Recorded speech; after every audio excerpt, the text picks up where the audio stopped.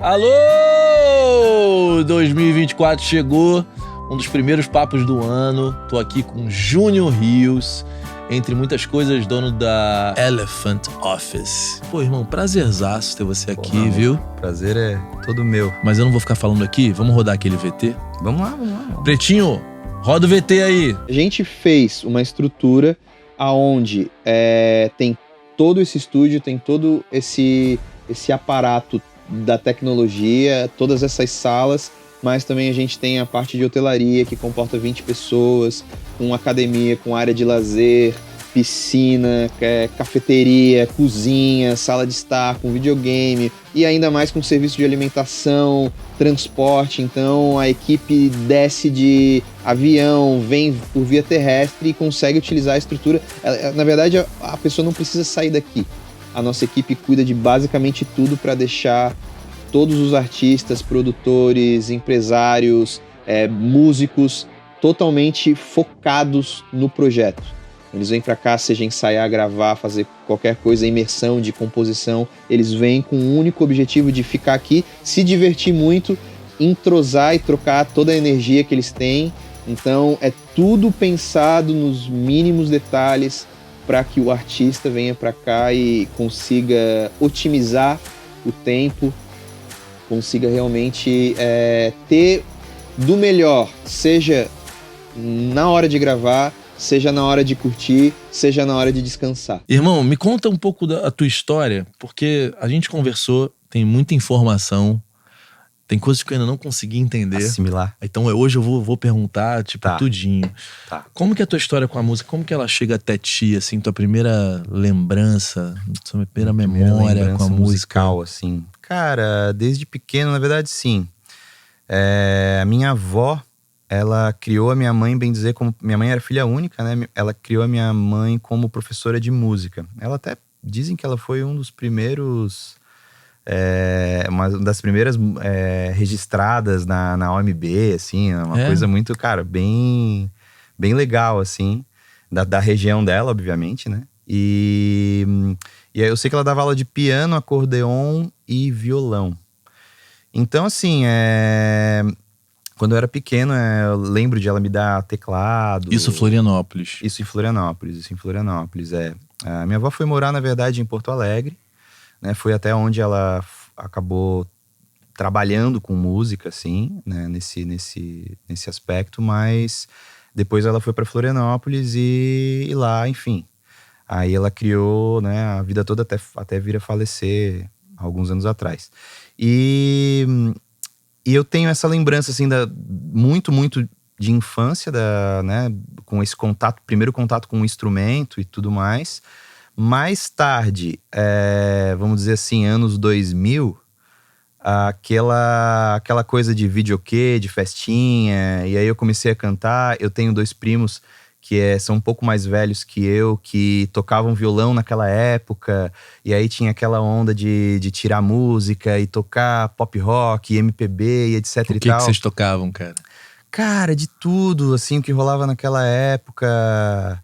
Cara, de Charlie Brown, de Nando Reis, Paralamas. Raimundos. Aí Elis Regina, aí tipo assim, umas coisas mais, sabe, mais old, assim, e tal.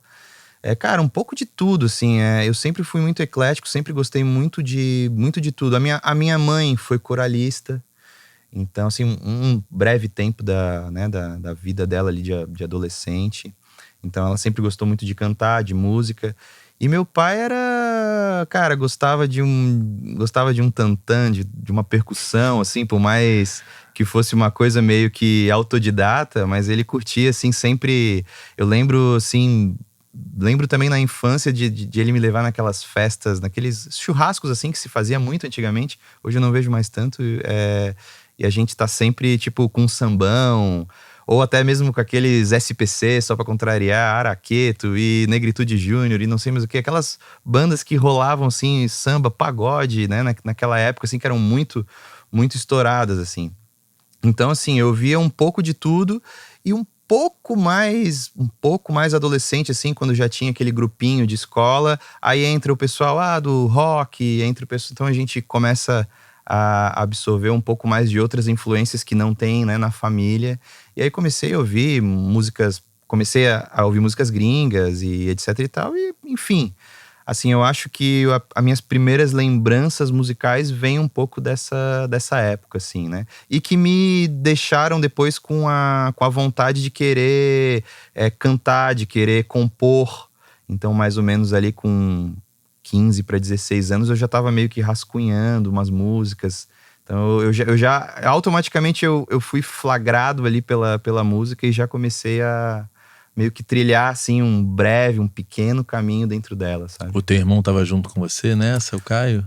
O Caio tem praticamente 7 anos de diferença. Nessa época de início, ele era muito, muito pequenininho, né? Mas devia ficar de olho em ti, né? O que você tava fazendo? Provavelmente sim, cara. Provavelmente sim. A gente sempre foi bem, bem próximo Mas assim, tarde, né?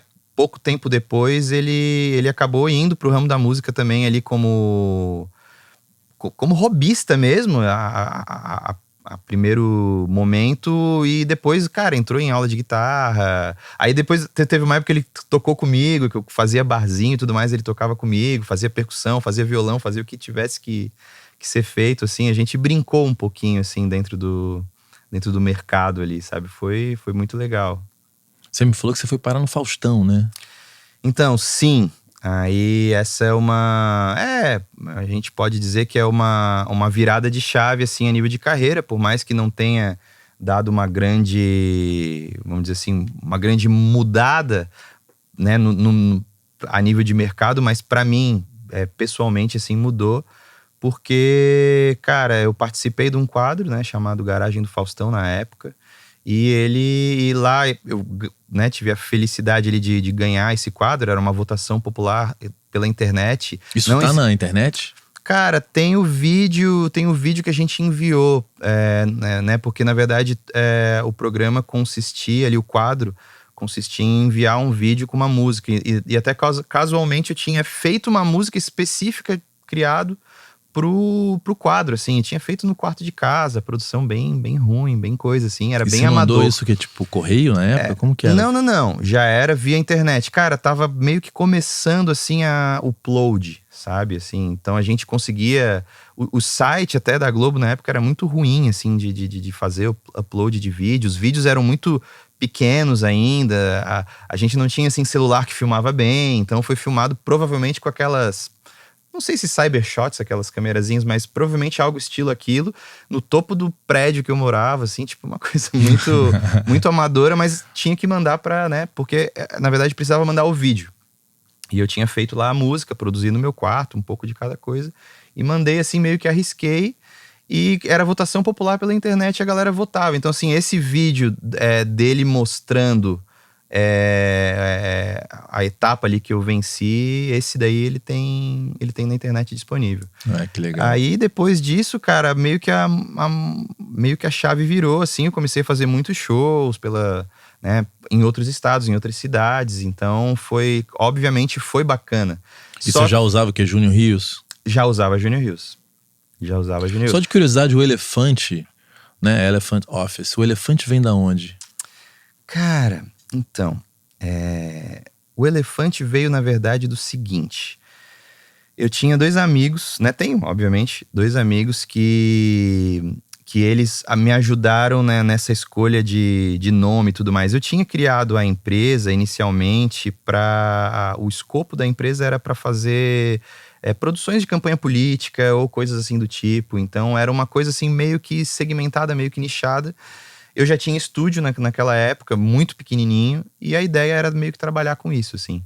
E aí eu juntei 2 amigos, e a gente falou assim, vamos tocar pra frente aí e tal, vamos fazer um projeto, vamos pegar uma salinha, começar e tal, pra gente poder trabalhar aí com campanha e etc, e ganhar uma grana, né? E aí, beleza, aí foi. E a gente chegou aí agora, nome, né? Porque na época eu tinha lá, sei lá o que, produções, eu tinha outros nomes assim que eu usava, mas que no final é aquela coisa, aquela empresa de um homem só, que não existia MEI naquela época, né? Mas era minha empresa, mas era eu, não tinha registro, não tinha CNPJ, não tinha nada, era meio que quase que como uma brincadeira. E aí a gente chegou e vamos batizar a empresa, e a gente pensou num animal, assim. A gente falou assim, cara, eu acho que é legal ter um simbolismo de um animal, assim. E aí a gente começou assim, cara, pô, a empresa sendo, sei lá, rara, pode ser um elefante branco, pode ser uma coisa, né, tipo, diferenciada. Aí a gente começou a brincar com, white elephant, será? Não, mas vai ficar muito inglês, vai ficar muito coisa, não sei o que lá. Então só elefante. Pô, mas só elefante é complicado porque, sei lá, elefante é um nome e tal. Aí a gente pegou, não, vai ser elephant. Em inglês mesmo, escrito em inglês. E Elephant Produções, na época era Elephant Produções. Mais tarde, quando eu comecei a trabalhar muito na Europa, o Produções era um problema para mim, porque toda vez que eu tinha que dar o meu e-mail, era contato@Elephant Produções. Aí para explicar o Produções, era um trabalho assim, Como que é produção em italiano? Produzione. Não, mas não era nem por isso. Era porque, tipo, eu escrevia o produção, né? Tipo, é porque a gente tem a cedilha, né? Então, aí fode o rolê a cedilha. Então e na época eu até trabalhava não só para Itália, mas para algumas empresas americanas também. E mesmo assim era meio que complicado. E era grande, né? Ficava um nome complexo, assim, O elefante em italiano é elefante. Mas com PH ou tipo o nosso? Não, é igual ao nosso. Igual ao nosso. Duas pegadinhas no e-mail pro italiano, né? A cedilha. Não, e o pior é que o contato italiano tem 2 T, né? Tipo, Putz. Mas assim, isso não era nem problema. O problema era o elefante tem alguma simbologia pra vocês chegarem nele? Então, aí sim, aí tinha a simbologia de, obviamente, ele ser um animal grande de peso, que a gente queria dar essa conotação, assim, né, de força, de coisa. Mas a gente estudou alguns animais de símbolo. Eu sempre gostei, casualmente, assim, eu sempre gostei de elefante. Porque eu acho que tem alguma coisa de sorte, porque eu ganhei uma vez uma coisa, não sei se é indiana, são vários elefantes, assim, que pendura, e tá lá em casa até hoje. Tipo, deve ser alguma coisa, tem alguma coisa a ver com sorte em alguma cultura, né? Tem cultura hindu que usa, né? Enfim, tem muita coisa, tem muitas superstições de botar um elefante virado com a bunda pra porta, pra, sei lá, pra não trazer mal olhado ou pra não... algo assim. Entendi. Então, assim, tem várias coisas com elefante, assim. O elefante é um animal muito querido, né? É difícil alguém que tipo assim, não gosto, né, de elefante. É difícil. E a gente fez um estudo na época que o elefante se comunicava com a manada. Quando o elefante se perdia na floresta, ele se comunicava com a manada num raio muito grande de quilômetros. Então, assim, para uma empresa de áudio era perfeito. Uma empresa de comunicação era perfeito. Elefante, cara, é isso aí, é o nosso animal e tal. E daí já surgiu aquele elefantinho. A gente, até o Marcelinho na época tinha, que era um dos meus amigos, tinha um brother dele, que era o Lucas Mil, que hoje até ele é um puta tatuador famoso, assim, faz coisa fora do país e tal. E na época ele falou, dá uma força pra nós aí, faz um rabisco aí de um elefantinho e tal. E aí ele fez a primeira silhueta do elefante que, bem dizer, ficou até hoje. Depois o Caio é designer, né? Então depois o Caio fez uma junção porque ficasse melhor, porque o elefante tinha meio que a perna separada ali. Ele fez algo que ficasse... Não, ele ficou bonitinho, cara. Ficou demais, cara. É uma... E em todos os cômodos tem ele, né? Então é uma coisa muito bacana. Sim, ele é uma marca registrada nossa, né? A gente registrou ele como símbolo, como marca mesmo. Além da escrita e tal. E aí a gente resolve sempre aplicar ele né, como pode, para que tenha aquela conotação ali né, para que fique na memória, né, justamente. E por ele ser bonitinho mesmo, a galera sempre lembra. Se fosse uma empresa famosaça, vira souvenir e o caralho. Você vai comprar camiseta, boné, né? Pô, imagina. Aliás, você me deu um boné e eu não trouxe. Depois me esqueceu lá? Eu acho que eu esqueci no quarto. Não, algum lugar de lá. Não, depois, a gente manda, com certeza. A gente já te manda com outros... Ah, é? Outros souvenirs aí. Voltando ali à fase do Faustão, porque pra quem é mais velho, as pessoas sabem o tamanho que aquilo era naquele instante, né? Então, era um canhão de comunicação, né? Estar no Faustão 1, 2, 3 finais de semana, o Brasil inteiro te conhecia. Hoje é diferente pra quem é mais novo. Você vai num programa, o Caldeirão do Mion, você tem que ir muitas vezes. Não tem um programa que tenha essa repercussão toda, né? Como que foi a tua vida? Porque eu acho que uma grande questão pros artistas é a questão da expectativa, né? Como é difícil lidar com a expectativa. E esse é um mercado, é uma carreira de muitos nãos, né, cara? De muitos altos e baixos, altos e baixos. Como que foi desse Faustão pra frente? Porque esse Faustão existe hoje, né? Uhum. Várias oportunidades que a gente acha que as coisas vão simplesmente acontecer. Agora vai e nunca é muito assim, né? Uhum. Como que foi você jovem numa situação como essa? Cara, obviamente, naquela época eu tinha uma, né, imaginei, cara, eu lembro hoje, como se fosse hoje, eu assistindo o programa, assim, com a minha família, assim, na casa do meu tio, assim, a gente assistiu o programa, assim, cara, daí deu, né, o vencedor, caraca, aí eu fiquei meio assim, cara, tipo, meio, vai acontecer, sabe, tipo, obviamente dá aquela expectativa, né? Lógico. Aí eu falei assim, cara, vai acontecer, que loucura, aí a galera me ligando. Aí eu lembro disso, aí depois eu lembro de eu chegar em casa, abrir, aí tinha o Orkut, eu lembro do Orkut com, tipo, enchendo os perfis, eu criando novos perfis, porque era até 1000, né, 1000 pessoas. Aí cara, eu criava, tinha o Junior Rios 4, Junior Rios 5, Junior Rios 6, comunidade do Junior Rios com 50 mil pessoas, que naquela época 50 mil pessoas era muita gente. Era muito, caralho, que é isso, cara? Que loucura. E aí, enfim, aí obviamente expectativas foram criadas, né? Só que ainda assim era um quadro que eu acredito que naquele momento a TV brasileira não existia ainda The Voice, não existia ainda The X Factor, talvez fora, né? Não lembro, assim, mas aqui no Brasil não tinha essas franquias de cantores ou qualquer coisa do tipo. Então, aquele quadro meio que foi, assim, algo que emergiu, que foi novidade. E então, obviamente, criei uma expectativa muito grande ali. Só que, cara, depois a coisa meio que... eu não tinha estrutura nenhuma, né? Então não tinha show pronto, não tinha produto, tinha nada, né? Eu mesmo fiz o negócio ali no meu quarto, eu mesmo me filmei praticamente ali. Então, assim, de um dia pro outro, a tua imagem aparecer num programa de grande audiência, cara, obviamente vem oportunidades, né? Oportunidades vêm, mas se tu não tem uma estrutura preparada, tchau. E é aquela coisa assim, é uma única chance, né? Só tem aquela chance ali. Então, eu me vi assim, cara, eu não tenho muito o que fazer, assim, não tenho muito, né, pra onde correr e tal. E, tipo, perdi, obviamente, várias oportunidades. Perdi muitas oportunidades. Mas, por um outro lado, eu também tinha preocupação de grana, né? Eu falei assim, cara, eu tenho que fazer meu dinheiro, tenho que fazer o meu corre. E aí eu trabalhava também com muitas outras coisas, muitas outras frentes. Bem dizer o que aparecia, assim, eu ali em Floripa pegava. você estava fazendo um pouco de tudo, né? Cara, sempre algo relacionado ou à música, ou a vídeo, ou a, sabe, algo relacionado à arte, assim, sempre focado nessas coisas, até porque eram coisas que eu gostava, né? São coisas que eu sempre curti fazer, né? Então, eu tava sempre em movimento, assim, e em busca disso, porque por mais que naquele momento ali eu tinha vencido um quadro, mas não era, né, tipo, eu não ia obter um resultado imediato daquilo, então eu precisava ainda correr atrás. E eu não tinha equipe, não tinha ninguém que pudesse me dar uma mão e falar assim, vamos lá, vamos junto, né? Ainda eu lembro que a minha banda era, como eu morei em São Paulo na adolescência ali um curto período, a minha banda era, bem dizer, todo mundo de São Paulo, eram paulistas, e eu morava em Florianópolis. Então, até eu juntar uma banda em Florianópolis para, sei lá, fazer, né, uma nova tour que pudesse ser ou algo do tipo, cara, era tudo demandava tempo, e eu tinha que ter tido aquilo pronto. Eu tinha que sair no programa num dia e no outro dia eu teria que ter, sei lá, alguém de imprensa, né, me assessorando e falando, vamos aproveitar isso aqui. Fazendo até um paralelo com agora, é meio a mesma coisa. Cara, é a mesma coisa. Se você entrar num programa de TV, seja ele qual for, já tenha tudo seu o rolê preparado, porque exatamente.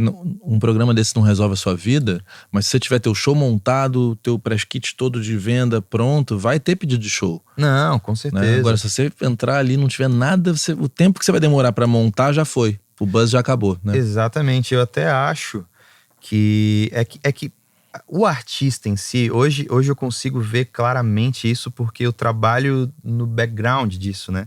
Mas quando tu é artista, cara, tu não vê, né? Principalmente quando tu ama aquilo que tu faz e tu é artista pela essência, né? Pela tua arte mesmo, pela tua música, e tu não se importa muito com o restante. Então tu não consegue ver o ao redor, assim. E hoje eu vejo claramente. Então, o artista, independente do período, aquela época e hoje, se alguém chegar pro cara e falar assim, vou conseguir pra ti programa tal pra te tocar amanhã. Tu vai? O cara, vou. Né? O cara vai. Mas ele vai por quê? Porque ele quer mostrar o trabalho dele, seja pra quem for. E pode ser um programa local e pode ser o programa mundial. E ele vai.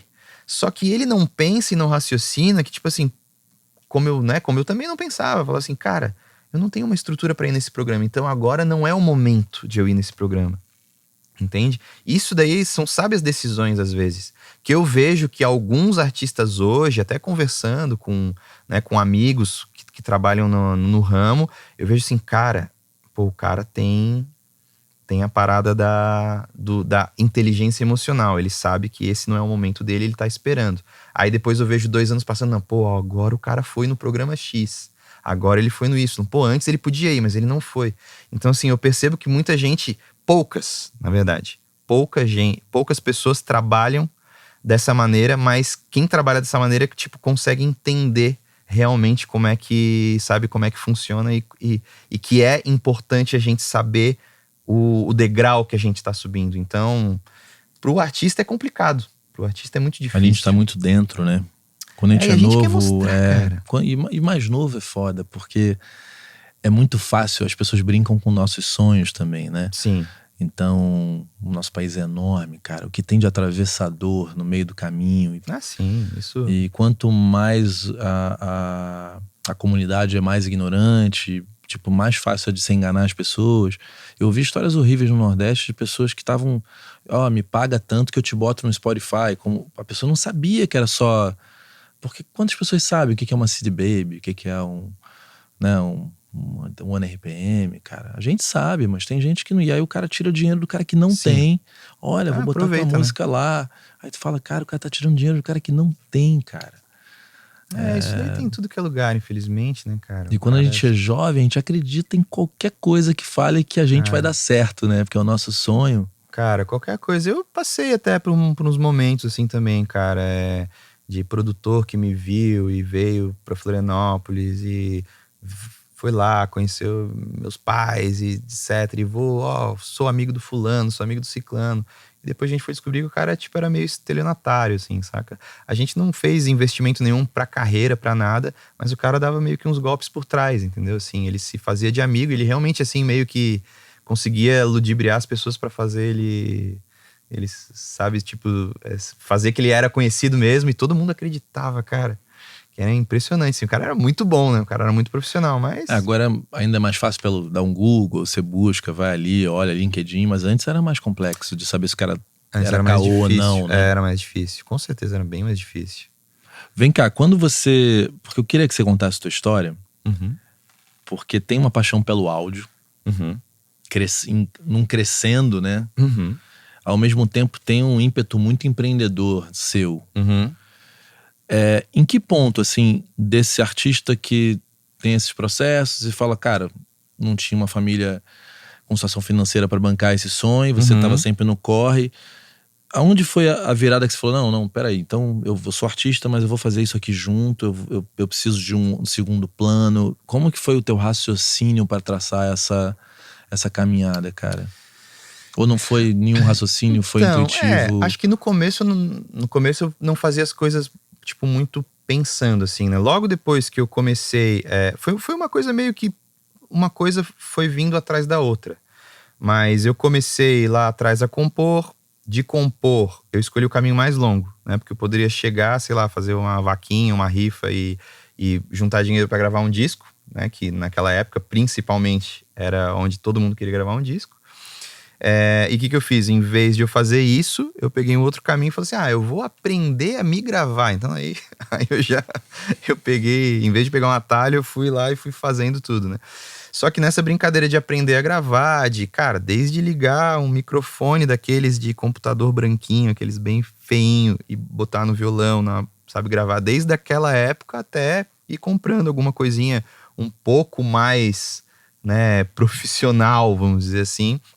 Eu fui sempre curtindo as etapas, e daí fui aprendendo a produzir, né? Fui tendo sempre meio que autodidata, assim. Fui aprendendo a produzir, fui aprendendo a gravar, e fui usando softwares de gravação, naquela época também não tinha todo esse material que hoje tem, né? De vídeos, de videoaulas, de cursos. Eu lembro... Não tinha Mi-Box ainda, né? Cara, não tinha, porque depois, assim, poucos anos depois eu fui morar em São Paulo justamente para estudar áudio, né?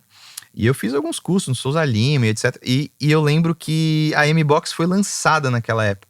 Ali é uma revolução, né? Aquela azulzinha, né? Sim, aquilo dali foi uma revolução. Aí depois Digis 01, Digis 02. Aí veio, né? sim, as Digis, Na verdade, até a Digis 001 até já existia, que ela era mais antiguinha. Verdade. A 002 veio depois. Daí... É que a M-Box era muito baratinho, quer dizer, baratinho, pro que era áudio até então. Não, era uma possibilidade de você gravar no teu computador em casa, né? Uma revolução, né? Foi uma revolução, cara, foi uma revolução. Eu lembro que eu comecei com o Pro Tools 6.7. 6.7, comecei a mexer em função dos cursos, assim. Então eu meio que fui me apaixonando, né, por essa área. E cara, daí beleza, aí fui me gravando e etc. Só que também não tinha muito recurso. E queria viver aquele mundo. Aí eu cheguei e falei assim, cara, chegou o momento. Eu conheci uma galera lá em Floripa também que a gente tinha banda, aí cantei em banda baile, cantei, né, em coisas assim, e cheguei no momento e falei assim, cara, vou pra São Paulo. O guitarrista, o Léo, da banda na época era paulista e morava em Floripa e falou, cara, eu tô voltando pra São Paulo, tal. Pô, volta lá, mora lá na minha casa. Aí, tipo, morei um pouco na casa dele, que na verdade era em Sorocaba. Aí depois fui fazer cursos ali em São Paulo mesmo. Aí tinha o Márcio, que até o Márcio é um cara, um amigo meu de longa data, e ele fazia Casper Libero ali em São Paulo. E eles dividiam um apartamento, assim, que era meio república, ali um pouco, cara, perto do MASP, ali um pouco, sabe? Enfim, muito próximo da faculdade, né? E ali na rua de trás ali. E aí, cara, eu lembro, assim, de chegar e o cara me dá um colchão, assim, o quarto já era muito pequeno. Então, cara, fui sempre muito ajudado, tinha esses amigos. E o Márcio, recentemente, assim, há poucos anos ele foi morar na Itália. Ele tá morando em Firenze agora. E você encontrou ele lá. E a gente se encontra direto, cara, hoje. Que legal. Desde essa época que eu conheço ele, assim. E o cara te ajudou muito, né? Ele me ajudou muito, cara. Eu falo isso até hoje pra ele, assim. Ele fala, que é isso, meu. Então, assim, é muito legal. Então eu acabei indo pra São Paulo pra estudar, porque, cara, eu realmente me apaixonei, assim, pela parada. Só que chegou um determinado momento, né, que eu já não conseguia mais gerir, né, a minha vida ali em São Paulo, principalmente de parte financeira e tal. Chegou num momento ali que eu peguei e falei, não, vou voltar pra Floripa. E nessa volta eu comecei a entrar em outras coisas. Vou fazer projeto acústico para locais. Aí fui fazendo projetos, assim, coisas que eu aprendi em curso. Vou fazer aqui para uma casa X, para um bar Y, né? Claro que eu não podia assinar, aproveitava que meu pai era engenheiro, me dava uma mão, assim. Então, assim, tentava sempre, né, fazer alguma coisa para fazer alguma coisinha de grana ali. E aí, obviamente, depois, no meio disso, é bem confuso a linha do tempo, assim, né? No meio disso, teve as coisas com a música, as coisas com o Faustão, né? Agora, não vou saber, assim, te colocar a parte temporal certa, mas é mais ou menos isso. E depois eu tive também um contato maior com audiovisual, porque meu primeiro trabalho foi uma loja de instrumentos musicais, tá? Isso quando eu era lá novo, lá... Isso em Floripa? Isso em Floripa, tá? No centro de Floripa. Esse foi meu primeiro emprego, quase que o único. Dessa loja, eu conheci um cara que ele me chamou pra fazer um projeto ali, pra meio que dar uma assessoria para um estúdio de uma empresa de vídeo, tá? De uma produtora de vídeo. E aí eu fui, e esse cara depois quis me contratar. Eu fiz o trabalho pra ele, ele quis me contratar. Esse cara hoje, infelizmente, é falecido, assim. Ele foi até âncora de um jornal local lá e tal. E aí fiz, né, o trabalho, entrei na empresa dele e tal, fiquei um período ali até a empresa fechar. E a empresa foi a empresa que deu justamente o norte de fazer campanhas políticas, porque essa empresa fazia muito, trabalhava basicamente com... voltada assim a governo do estado, etc e tal. E eu trabalhava na parte do áudio, né, para essa empresa. Fazia trilhas, jingles, edições de áudio, gravava as pessoas, spots e tal. Aprendeu a editar vídeo, tudo? Sim. Então, na verdade, né, já tinha feito cursos, então assim, eu dominava meio que aquela área, só que não conseguia implantar algo que eu, obviamente, que era o meu sonho. Eu queria mixar coisas grandes e artistas e fazer também o meu trabalho, né? Não conseguia fazer isso, fazia spot pra rádio. Mas era o que tinha ali pro momento. Aí dessa salinha ali, dessa empresa que a gente trabalhava, eu acabei saindo dessa empresa e montei um pequeno estúdio pra mim, com a ajuda do meu pai e tal. Ele falou, uma sala pequena ali, a gente vai, te pago 3 primeiros aluguéis ali, depois te cobrar, hein? Depois tu me paga. E aí fui indo, só que, cara, eu fui indo até assim, até onde deu, né? Era uma salinha muito pequena, tinha uma bateria eletrônica, tinha uma mesinha da Behringer, umas coisinhas assim, um computador mais antigo, um parzinho de monitor. Era o que dava pra ter, assim, e o mínimo necessário, né? Um microfone, um condenser ali, alguma coisa assim. E é o que dava pra ter pra gravar, assim. E fazia, infelizmente, mais spots e tal. Quando tinha alguma coisa de banda, eu ficava felizaço. Pô, vou gravar uma banda, que legal, vamos lá, gente.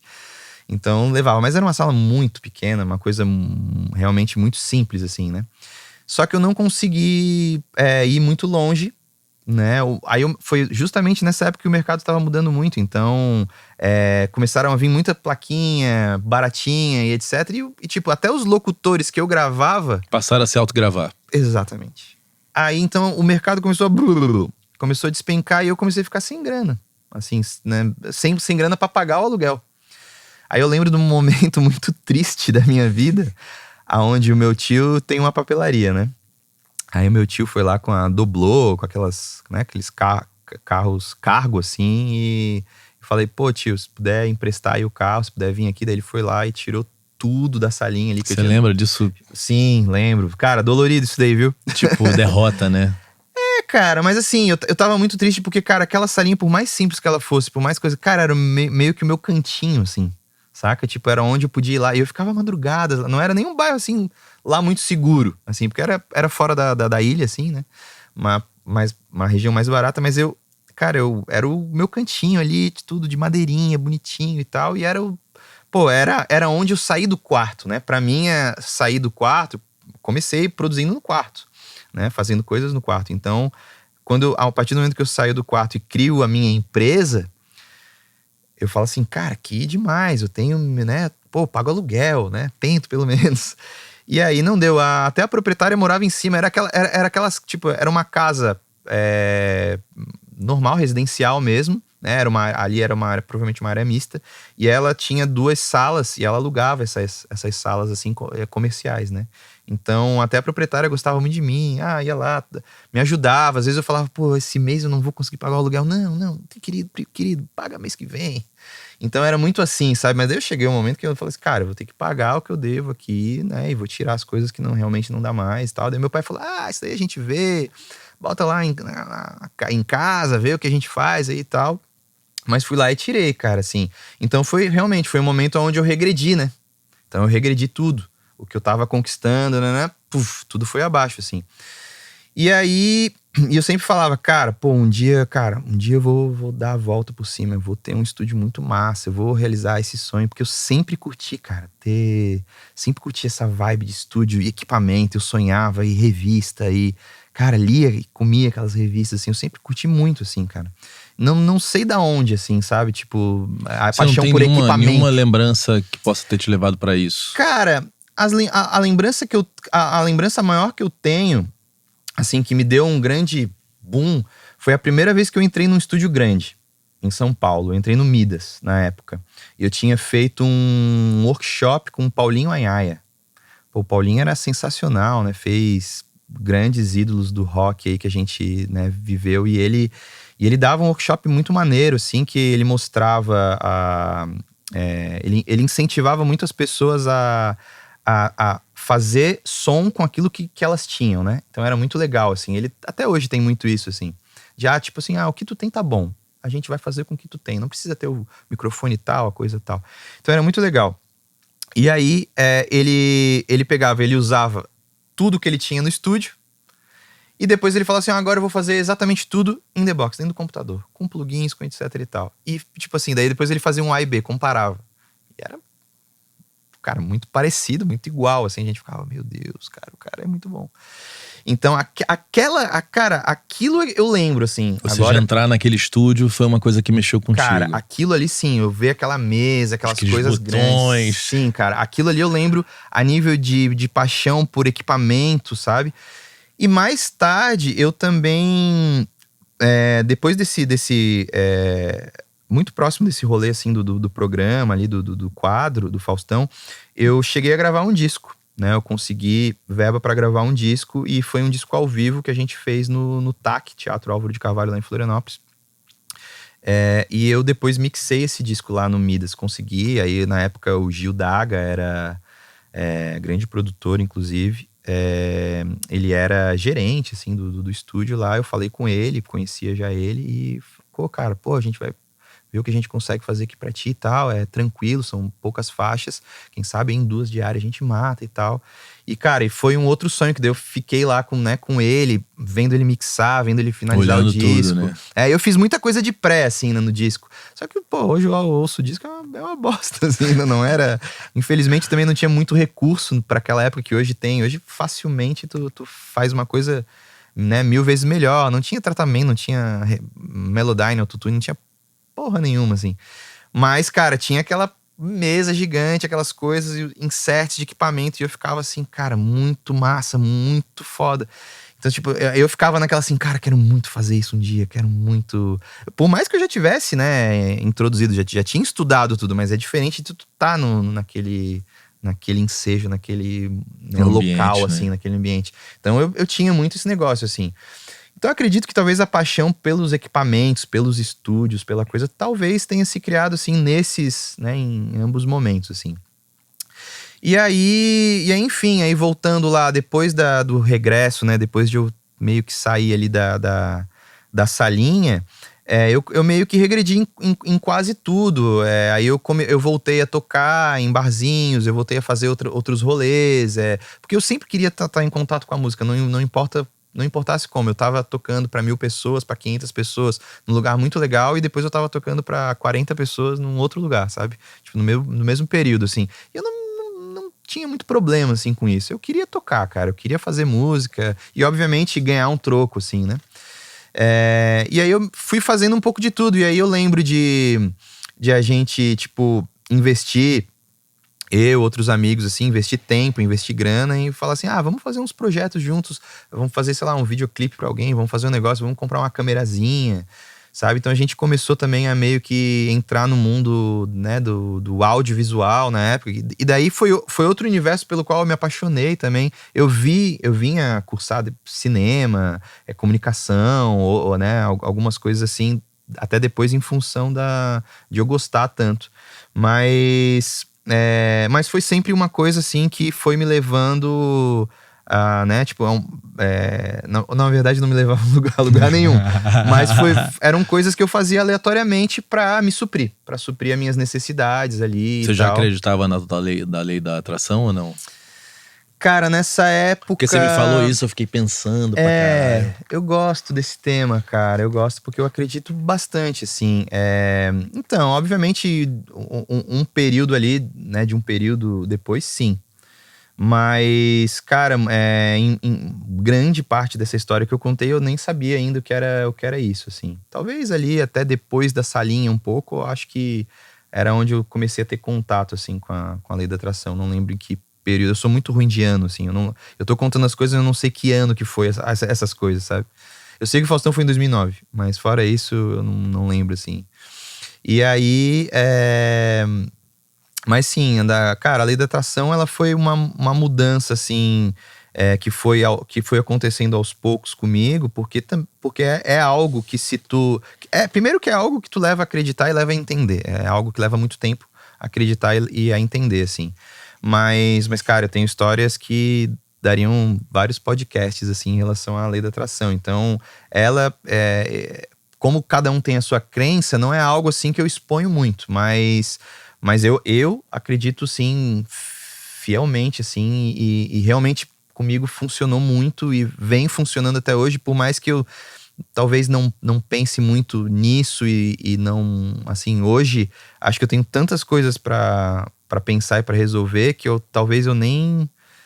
ou eu não me atento a isso, mas teve uma época da minha vida que eu era muito, assim, fissurado. Eu cheguei a ver os documentários do Segredo e ler livros e etc e tal, e procurar sobre o assunto, assim, durante alguns anos. Tua namorada assim. também entrou nessa, né? Sim, A gente sim, conversando, sim, ela também cara. tá se aprofundando na história, né? Sim, acaba que um pouco todo mundo que gira ao meu redor ali, que tem o convívio, a galera né, tipo, quem pergunta, quem é muito íntimo, assim, acaba às vezes perguntando alguma coisa e tal, e se gosta da ideia, acaba levando pra si. Então, cara, uma coisa O Pretinho é assim, o Pretinho, ele é evangélico, não é sobre isso, né? Não é por não esse tem nada a ver com prisma, religião. mas ele diz, você tem que repetir que ele fala Pretinho vai ficar rico, Pretinho vai ficar rico, Pretinho, ele, não é Pretinho.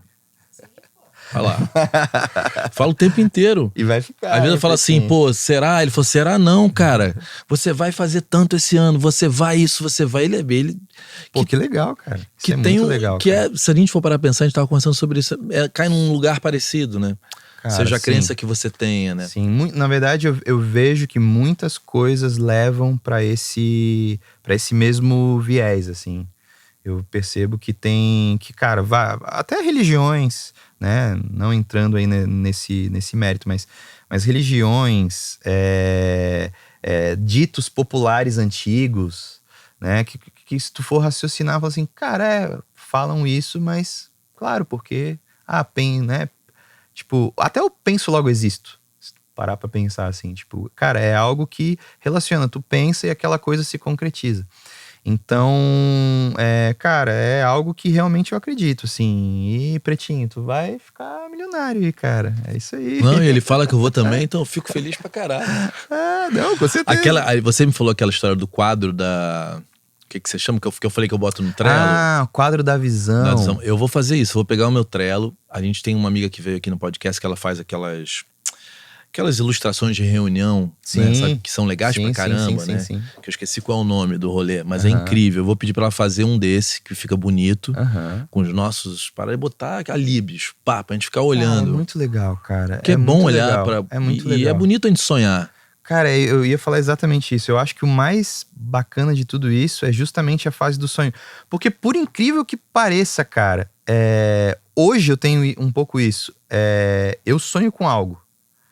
Quando se realiza, parece que vai aos pouquinhos perdendo a essência, sabe? Não sei se tu me entende. Sim. Então é a mesma coisa assim, por exemplo, assim, eu lembro de eu mais novo, sonhando com um carro, sonhando com um violão, sonhando com um microfone, sonhando com alguma coisa, né? Claro, material, vou falar no âmbito material. E, cara, depois que tu tem aquilo, meio que tu já teve, aí tu teve a experiência de ter aquilo, aí aquilo já não te satisfaz mais tanto, ou talvez tu não dê mais tanta importância, porque já passou, já não é mais, né, já foi alcançado. Então tu tem que buscar um outro sonho, uma outra coisa, assim. Então, e depois que tu começa a realizar tanto sonho, tu fica até sem sonho, assim, tu fica meio que, tipo, buscando o que sonhar. Sabe? Então, tipo assim, é uma coisa meio louca se for parar pra analisar, assim, sabe? É bizarro, cara. E o que a gente faz quando a gente realiza os nossos sonhos? Porque tudo que a gente aprende é como que a gente... Na educação que a gente teve lá atrás, não era nem sobre ser bem-sucedido, ser feliz. Não se falava muito disso na educação, na minha educação. Era tipo, como que você sobrevive, tem um emprego, né? Era essa... Acho que hoje a molecada é tipo, como que eu vou ser realizado profissionalmente feliz? Que é legal pra caralho. Cara, é muito importante. Né? É uma mudança totalmente de foco. Não, eu quero me realizar, eu quero ser feliz.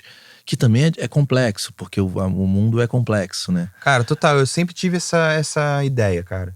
Isso era uma coisa que eu sempre tive pra mim. Eu pensava muito assim, ó. Cara, se eu ganhar 100 reais, 1.000 reais, 10 mil reais, qualquer valor, mas eu estiver fazendo aquilo que eu gosto, eu vou me adaptar ao que eu ganho, né? Eu vou ter a vida referente ao que eu ganho, mas eu vou ser feliz. Claro que, né, tem, enfim, criança, né, eu era adolescente pensando assim. Mas eu pensava porque eu tinha um único sonho, né, que era, sei lá, trabalhar com música e ser cantor, e ser, né, e ser escutado, né, ter a sua arte escutada e divulgada. Eu tinha esse sonho aí. E quando a gente sonha assim tão grande, a gente meio que realmente não se importa. Cara, o projeto inicial daquilo foi muito até em função assim, tipo, pô, eu cheguei a botar as minhas coisas na casa do meu pai, e eu brincava lá, tinha mesa de som, tinha bateria, tinha algumas coisas assim. E ele, né, isso depois, obviamente, de tudo isso que eu contei. E cara, às vezes eu chegava lá na casa dele, assim, aí chegava com um amigo, né, pra gravar alguma coisa e falava assim, pô, cara, o meu pai sempre foi muito de boa, nunca reclamou de nada. E coitado, assim, sofria, porque querendo não vai, imagina, vou gravar bateria aí na casa. Às vezes eu chegava 10 horas da noite pra gravar uma bateria do lado do quarto dele, assim, e falava assim, cara... Aí ficava lá 2, 3 horas tocando, gravando alguém, ou me gravando, fazendo qualquer coisa. Pensava assim, cara, agora acho que chegou um momento que ele quer dar uma descansada, né? Eu acho que... Porque, pô, ele não vai chegar assim pra mim, pô, Júnior, tira tuas coisas daí, bicho, e tal, né? Então eu falava assim, cara, chegou o momento de eu pegar, agora que eu tenho uma condiçãozinha, né? Eu vou fazer um negocinho pra mim. Mas, cara, o negocinho era um negocinho mesmo. Eu queria fazer uma edícula nos fundos desse terreno e fazer uma sala de gravação, uma sala de controle. Pequeno. Né? O suficiente pra me agradar ali, pra ter, pô, quero ensaiar com uma banda, fazer um rolê pra mim. Era pra ser pra mim, era pra ser um estúdio privado. Cara, eu fiz um projeto muito audacioso porque, pra mim, né, a audácia digo realmente pra mim, porque... Cara, eu fiz sem saber. Se tu me perguntar quanto que eu investi, eu não sei. Justamente porque eu fui simplesmente fazendo e mudando as coisas e fui comprando as coisas e foi dando certo. Obviamente teve ali momentos que, cara, será que vai dar pra fazer aquilo? Pô, eu já fechei com o cara e agora, meu Deus. Né? Responsabilidade de ter que arcar com aquilo. Cara, no final dava. Aí talvez entrava muito a lei da atração, sabe? Porque no final dava. E no final saía exatamente como eu sonhava e como eu planejava. Mas o teu pai segura tua onda nesse lugar. Filho, pelo amor de Deus, não enlouquece. Não, assim, não, Cara, hoje meu pai, ele é muito mais de boa em relação a isso. No começo, assim, bem no começo, ele achava... Eu acho, né, que ele achava eu meio maluco. Eu acho assim... Porque eu acho que ele tinha pena, né? Ele tinha pena, assim, ele falava... Ô, guri, não gasta teu dinheiro com isso, né? Assim, não... não... Tu acha que... Ele sempre foi muito assim... Ele é muito conservador, ele é muito pé no chão. Né? Ele veio de uma família muito humilde, ele mesmo por si só cresceu na vida. Então ele e é um cara muito inteligente, muito estudioso, muito, né, tipo, aquele cara bem foda, assim, sabe? O cara assim, pra passar na universidade tem que tirar em primeiro pra ficar na cidade. Ele foi lá e estudou primeiro, né? Porque daí ele pode escolher onde ficar. Ele é aquele cara assim, aquele cara que a gente admira normalmente, assim. Então, eu acho que em função disso, de ele ter também, né, aquele crescimento, aquela...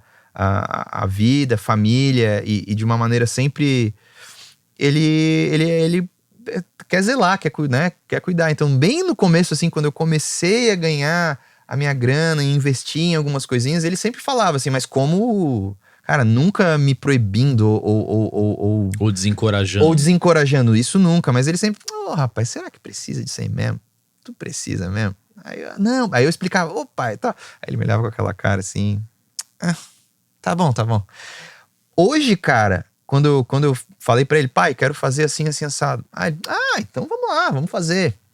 De vez em quando até ele dá uma sugestão, mas daí sugestão assim como... Cara, hoje meu pai parece que eu tô contratando ele, é demais, assim. Isso é muito legal. É muito legal, porque eu pego ele e falo com ele, pai, e aí, tudo bom? Dele, tô aqui no teu projeto, tô aqui trabalhando aqui. Eu assim, porra, que massa, tipo, hoje é diferente, entendeu? Então... Muito legal poder contratar o pai, né? Porra, demais, cara, demais, assim, pô. Ter essa relação, né, cara? E é legal porque, cara, eu fico pensando assim que, tipo, isso daí é um projeto, né? Não deixa de ser um projeto da minha vida, assim. É algo grandioso que, né? É uma obra, é um prédio, vai ficar pra mim e Essa tal. sala grande no plano inicial, ela tem quanto? Qual é o tamanho dela? Essa sala inicial, ela tem 100 metros quadrados, mais ou menos, ali, um pouco menos de 100 metros quadrados. É que a gente tem que ver em relação ali à parte acústica depois, como é que vai ficar. Eu não fiz layout dela ainda, né?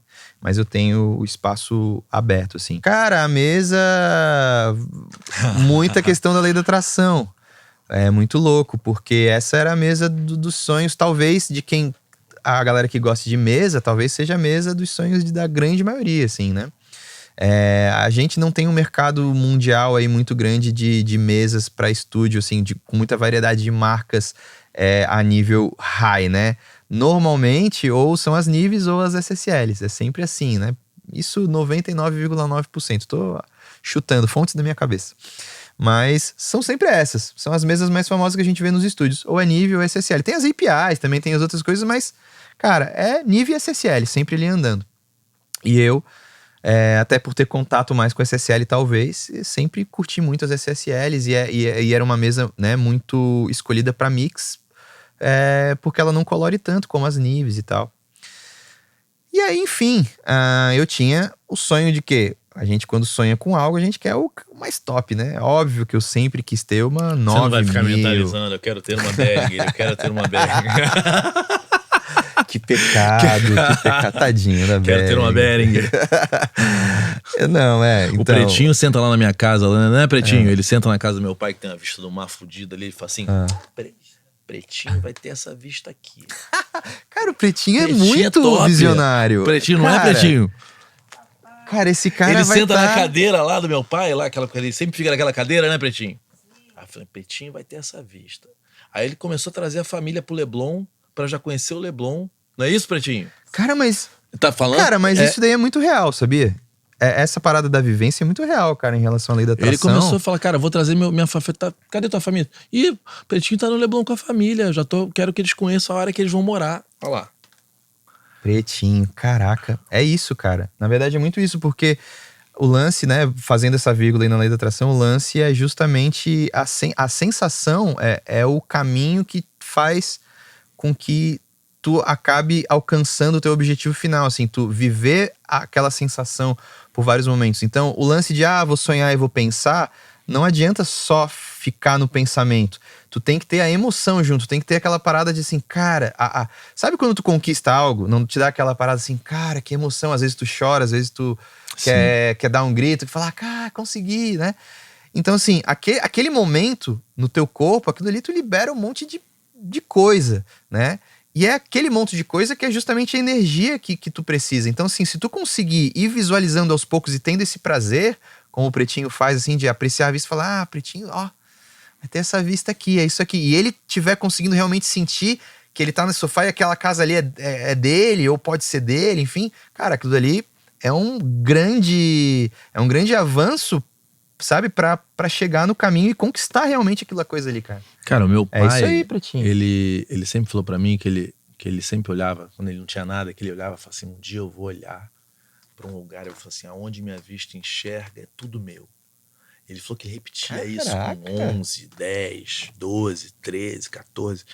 Aí falou quando ele comprou o primeiro terreno enorme em Búzios, que eram 180 mil metros quadrados, né? Que ele falou assim, onde minha vista enxerga é tudo meu. E aí na Fazenda da Bahia, quando vão meus amigos lá... Aí hoje ele é dono de Búzios. Não, já não é, mas ele foi dono de uma parte grande de Búzios, foi vendendo ao longo dos anos, né? Mas foi ele um grupo de pessoas que tinham praticamente tudo em algum momento lá dos anos 80. Caraca. Quando não valia nada. Também é coisa de olhar um lance muito ser visionário, antes, né? Uhum. E aí ele fez isso no Corumbau também, a nossa fazenda. Eu acho que é o tamanho de Copacabana, é gigante, assim. Caraca. E aí ele tem uns amigos meus que tem um mindset meio derrotista, assim. Tá. E quando ele saca, que não é o caso do Pretinho... Pô, Pretinho, nunca em Pretinho. Ele fica pros meus amigos. Olha, você tem que olhar assim, pensa assim, ó. Você tem que ter um dia um lugar onde tudo onde você enxerga é seu. Aí um amigo meu, que é o Rick, que tá aqui, o Rick tá por aqui. É que o Rick, uns ficaram mais gatos na vida do que na vida real e outros ficaram meio fudidos. O Rick é um que é mais gato, ficou meio fudido, né? O Ivan ficou gato pra caralho. Cadê o Ivan? Mas ele tá por aqui, Não, o Rick. mas o Renatinho aqui é O Renatinho é top. cara. Esse aqui... Mas o Rick voltou e falou, cara, eu acho que eu quero ficar rico. Porque tem uma culpa também nessa porra, né? Da cultura católica, assim, de meio que pô, você não pode querer ficar rico. E aí tem uns amigos meus que, cara, quase aceitam que eles não vão ser nunca, sabe? Ah, que pena, e o meu pai né, fica cara? tentando puxar, assim, que também ele tem o exagero dele também, né? Ele perdeu os dedos do pé lá, quase morreu, ficou em coma. Aí eu falei, porra, pai, ele falou, foram-se os dedos, ficaram os anéis. Perdeu. É o exagero do lado de cá, né? Não é nem eu, fico tentando ficar no meio. Porque, cara, é foda, saiu do coma, a primeira pergunta que ele pensou foi quando tava o nível do Ibovespa, sabe? Não tô mentindo. Ele abriu o olho, saiu do coma de um mês, a primeira pergunta que ele fez foi qual era o nível do Ibovespa, cara. Primeiro, não queria saber o que tinha acontecido, nada. Ibovespa, qual é o nível do Ibovespa? Caraca, meu Deus do céu. Mas cada um com a sua loucura, né? Sim. Essa parada que você falou da lei da atração é porque eu acho que... Você falou aquela coisa do artista, né? Eu, moleque, eu quis muito ter banda, né? E numa época que você tinha que ter gravadora. Você ainda pegou o finzinho dessa porra. E aí a gente sonha pra caralho. E aí quando que aquelas paradas não acontecem naquele momento, a vida vai te levando não a ficar... Eu sou super otimista. Eu tenho certeza que isso aqui vai ficar num tamanho que já tá num tamanho que eu já imaginava que poderia estar. Mas eu acho que vai crescer muito, como eu sei que, porra, Elephant e teus projetos todos vão crescer. Mas tem um momento que você começa a botar o pé no chão também. Então é um mix de desejo, quero muito, mas também para não me frustrar, eu vou ter expectativas num lugar razoável. E essas coisas todas, achar esse equilíbrio entre sonhar alto, ao mesmo tempo ser realista, sonhar e executar, e essas coisas serem compatíveis, né? Eu falo muito isso para artista, às vezes o cara quer fazer um som meio loucão e quer, pô, ser do tamanho da Taylor Swift. São coisas que não competem. Não competem. Pô, se eu quero ser um artista sertanejo, pô, no Brasil, você tem como um dia, sei lá, ter um jato, o cara, porque sertanejo aqui é gigante. Sim. Mas se você é um cara de indie MPB, com influências da música eletrônica de Berlim, não sei o quê, talvez aqui no Brasil, hoje, nesse instante, seja bem mais não esteja um mercado para isso. Então, eu fui me equalizando ao longo dos anos, e eu não sei se o meu encontro com o Pretinho, talvez com você, que você falou dessa porra da alimentação, eu tô com essa parada ligada, porque a gente se conheceu de um jeito muito louco também, vai que é pra também me dar esse drive de novo, de ter coragem de ter coragem de correr o risco de me frustrar também. Porque eu fui ao longo da vida, não sei se isso já aconteceu com você, mas sabe, de você falar assim, cara, não, peraí, as coisas têm que ser mais smart, go, e tipo, sabe? E eu já não fui assim, eu já fui mais, porra. E aí também você vai tomando umas porradas. Mais rock and roll. Mais vivendo perigosamente, sonhando perigosamente, sem calcular muito o que tá sonhando, né? Mas eu acho que você falou pra mim lá, você falou isso ontem pra mim, você falou pra caralho, na verdade, ontem, né? Então eu voltei com essa parada na cabeça, assim. Cara, eu tenho, assim... E a porra da mesa, você conseguiu a mesa, né? Cara, consegui a mesa. Aqui você sonhou. Aqui eu sonhei, cara. Eu tinha comprado umas 4 mesas, assim, antes, cara. Que eu nunca vi na vida, assim, né?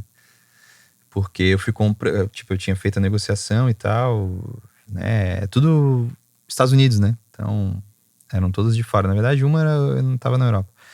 E aí era tudo assim, negociação e tal. Então elas nunca vieram, porque daí no meio da parada, aí tava rolando a pandemia nessa época também. Então eu tava fazendo uma negociação de uma mesa de 1 tonelada, tipo, pesada, no meio de uma pandemia que não tinha avião pra trazer, né? Então assim, era tudo muito complexo a parada. E uma negociação dava pra trás por algum motivo ou outro e tal. E que talvez era justamente porque não era pra ser, porque eu tava muito aficionado por aquele modelo específico, né? E você tá agora, quando você dorme, o que você tá repetindo aí? Cara, normalmente eu durmo e penso, sei lá, eu penso no meu dia seguinte. Então, tipo, né, sabia que ia vir pra cá, eu tentei dormir pensando aqui na viagem pra ser uma coisa legal, uma coisa gostosa.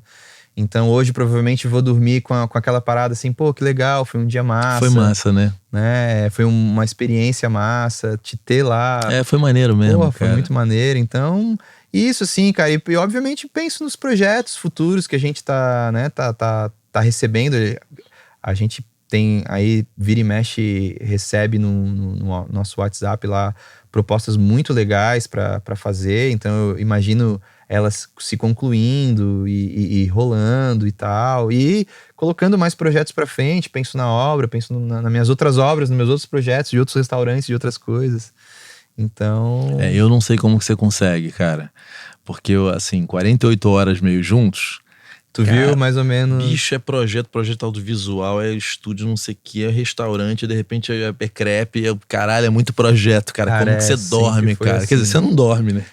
Eu tô aí... Daqui a uns 2 dias eu vou dormir um dia inteiro, né? Eu não consegui dormir 3 horas anteontem, 3 horas ontem. Quem quiser falar com o Elephant, Instagram, né? Entra direto ali. Pode entrar pelo contato com o Instagram, e no próprio Instagram tem o nosso Linktree que dá o contato direto ao WhatsApp, né? Aí vai falar com a Verônica, que tu conheceu lá, a Ruiva. Verônica, queridíssima. Queridíssima. E ela é uma pessoa boa de atendimento ali, cara, porque ela faz tudo funcionar, fica todo mundo feliz, né? Dá risada pra caralho. Muito. Não, se diverte, cara. O importante é trabalhar com o que gosta e se divertir. Pô, irmão... Meu amigo, que prazer. Pô, obrigado. que a gente teve 2 dias muito legais. Porra, foi muito massa, cara. Foi muito maneiro. E, pô, e aquele teu japonês lá de Floripa. Curtiu? O Noma? Porra, o Noma, bom demais, cara. A gente comeu bem, né? Pelo menos tem um em São Paulo aqui, dá pra ti. É mais quando eu for pra lá, eu vou lá mesmo. E, Faria pô, boa Lima. sorte em tudo aí, viu? E obrigado por ter me recebido com tanto carinho lá também. Pra nós. Imagina, sempre que quiser voltar, inclusive com a Dora. Não, essa parada vai rolar. Não, eu sei que sim. Isso vai rolar, isso vai rolar. A gente vai fazer rolar. Pretinho! Tu vai poder ir pro casamento agora, Pretinho. Ô, Pretinho, mas tu é padrinho ou... É convidado. Mas eu quero comer. Porra, Ivanzinho vai poder também voltar sábado à noite, né? Porra, aquela pizzazinha. Gente, eu amei o papo. A gente se vê no próximo vídeo. Valeu.